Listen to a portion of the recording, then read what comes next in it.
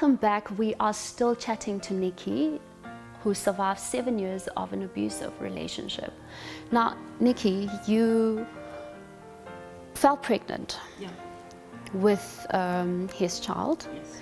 Did things change when you fell pregnant? Yes, things changed drastically.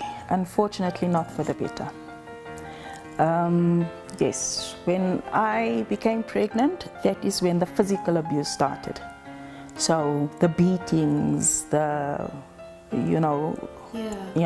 when the beating started, and it grew more and more intense. It was always worse the next time. Next time. Yeah. And then in that situation, I can imagine you were pregnant. Yeah. I mean, pregnancy is a big deal in a couple, you know. It's something to look forward to, and it brings joy, Yes. you know, in the relationship. And you mentioned that for you it was different. But this is his own child. Yeah. So what Child and only child. how would he feel after doing all this and you're pregnant? I know that before the show you mentioned that there was a time where he hit you so bad that you ended up on the floor, and he lit a cigarette and looked at you. Oh. Can you go a bit deeper into that? Yeah, this was about the second or third time that he beat me up. But this particular time, we had an argument. I don't even remember what the argument was about. No, it wasn't an argument. I wasn't feeling well. It was on a Saturday, I wasn't feeling well, so I stayed in bed all day. I think I was about 5 months pregnant, 4 or 5 months pregnant at the time, and yes, I decided to stay in bed that whole Saturday. He went out drinking as per usual. Came back later the afternoon, and he wanted me to go out with him to go and celebrate whatever with his friends. You were not feeling well. I was not feeling well, and I said to him, you know, I'm really not feeling well. I'm just gonna stay in bed. It's fine. You can go, and you'll come home, and I'll still be here. We'll see each other. Yes, and unfortunately, that was not the answer that he wanted. And yeah, then he started beating me up, and I dropped on the floor, and he just sat down on the kitchen table, lit a cigarette, and said to me in a very calm tone, "Do you think I'm supposed to feel sorry for you now? Do you think I don't know that you're pretending to be in pain?" And he crossed his legs and he started smoking, and he looked at me while I'm laying on the floor and I'm bleeding and I can't help myself. And luckily the kitchen door was open, so a neighbor walked past and saw me in pain on the floor. And I was living down the road from my mom, and he ran down and called my mom, and my mom came and she helped, and the ambulance came. And how did you feel? I mean, this is the man that you fell in love with, and he is sitting and watching you in pain, carrying his child. And how did that make you feel at that precise moment? What was going through your mind? It wasn't real to me. It was like a nightmare. And I'm saying to myself, I'll eventually wake up and this will not be happening. This is a bad dream. This is just a bad dream, and I am definitely going to wake up from this dream, because it is inhumane for anyone to do something like this to a pregnant woman. I cannot even begin to imagine, because pregnancy is such a delicate process. Absolutely. And what you need is the support of your husband and not abuse. And what happened when your mom came home? Well, my mom came and they phoned the ambulance, and I went to the hospital, and luckily I was fine. I wasn't in hospital for too long. And yeah, I came home, and he had packed his clothes and he left. And I came home, and I was in bed, obviously, and my little son was very concerned. He was He was my little angel when I was pregnant. He wanted to be around me all the time. So seeing you like that wasn't easy for him. And not at all, not at all, but still, you want to protect this child, you know, you don't want to say, you know, this is what happened, this is what he done, you know, yeah, and so I would hide the pain away from him as much as I possibly could. And a couple of weeks later, he came back and he apologized, and we spoke, and we were going to go for counseling, and he's going to start going to church with me more. And all of that happened, you know, it happened. He went to church with me, and he would really change, you know, and even when the friends phone him and he would say, you know what, I'm staying home, yes, you know, she's not feeling well, so. And you started also, you know, believing that, okay, maybe he is changing, maybe he's different. But did you ever feel hatred towards him? Were you angry with him? Did you want to get back at him? Or did that situation just change you? I don't as a think person? I've ever hated him. I never hated him. I felt sorry for the monster that he would turn into, because I knew that that was not the person that he was. The person that you fell in love with. Absolutely, and also, I mean, if he had come from an abusive family himself, where his father was abusing his mom, or his sister was in a relationship where she was being, you know, that is another thing altogether.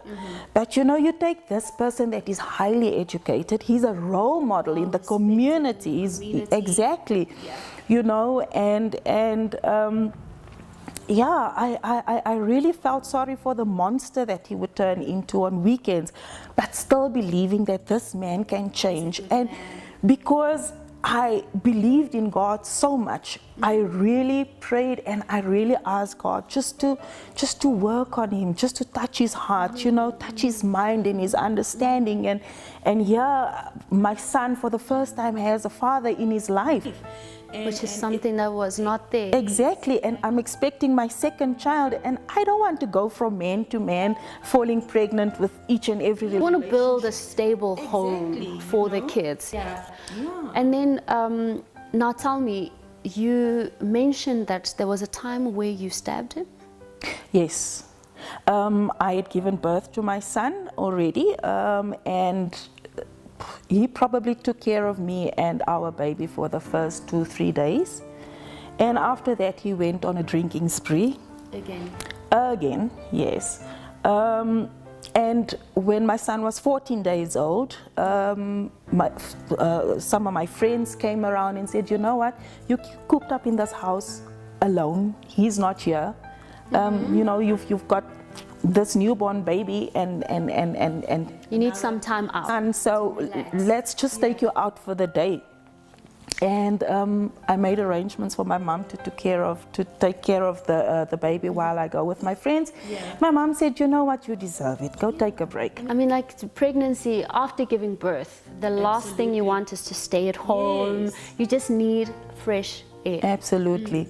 Yeah, so we went out for the day, we went to go and eat out, we went to a movie, we went to, you know, the things that girls stuff or women stuff. Exactly.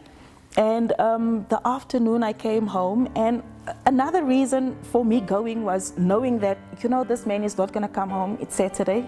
He's probably out there. He won't even know that I've gone out with my friends. And I came home the afternoon and went straight to my mom's house to get the baby and my other son. And unfortunately, he decided to come home that Saturday. So I come into the yard and he's sitting near the gate, and I just look at him and I don't greet him, and I walk past him and I go in. And my mom says, you know what, you need to breastfeed him, because he didn't want to take the formula. So you need to breastfeed him, because by this time he must be very hungry. And I sat down on my mom's bed and I started breastfeeding. And when I noticed when I came in, walked past him, he had on all-star khakis. And while I'm breastfeeding in my mom's room, he comes back and he's wearing his steel tip boots, like welding boots. Oh my God. Steel tips. And he went and he took off the tackies and he came back wearing those. And as I'm breastfeeding, he just starts punching me.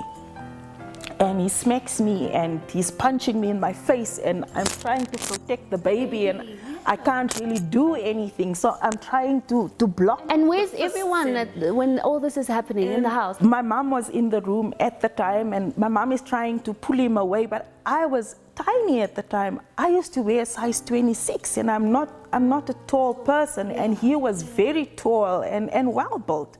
You know, so my mom couldn't pull him away, and my stepdad came into the room, and my stepdad grabbed the baby. And, you know, at that time, my head had hit so many walls, and I was, you know, trying to, again, shield my face, but you know what they call an uppercut? I remember quite a few of those, and obviously the kicks. With those boots? With those boots, steel tip boots, yeah. And as he was busy beating me, he pulled me up because he wanted to pull me out of the house. And as we gone into the passage, I remembered that for some odd reason, I had put a little pocket knife in my jeans pocket. I don't know why, but I am glad that it just happened that it was there at the right time. And as the beating continued, I just reached into my pocket and I opened the knife and I started stabbing him, and I probably stabbed him 3 times. But had it not been for me stabbing him, he probably would have beaten me to death, you know. And that is when he finally let go, and he went out bleeding, but it was a little tiny. It didn't even require any stitches. It was really just 3 scrapes. No one could stop him. No. Everybody was just watching, or they also scared of him. No one could stop him. My mom and my stepdad were there, and they both tried. My mom probably had put the baby down at one point, but they just... Or calling the police or something. None of that happened. Fortunately, none of that happened. And when I recovered a bit from the beating, I found the police, but then by that time he had gotten into his car and he left. And he probably came back 3 days after, again fetched all of his clothing. And it was the same. And left and went back to his mom. And the funniest part of all is, when he got to his mom's home, she phoned me, screaming and shouting at me, "How the hell could you stab my son? Who do you think you are?"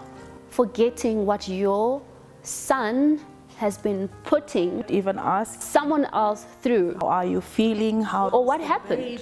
Exactly. How did it get to that? Maybe then she can understand what triggered everything, or you doing that it was actually self-defense. But that's exactly what I don't understand, is people or families now want to get involved when their own gets hurt. Exactly. But then when it's you, the victim, then they don't want to say anything. Then it's like they turn a blind eye. But as soon as now you stand up for yourself, now you become the bad person.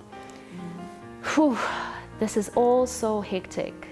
But God remains a good God.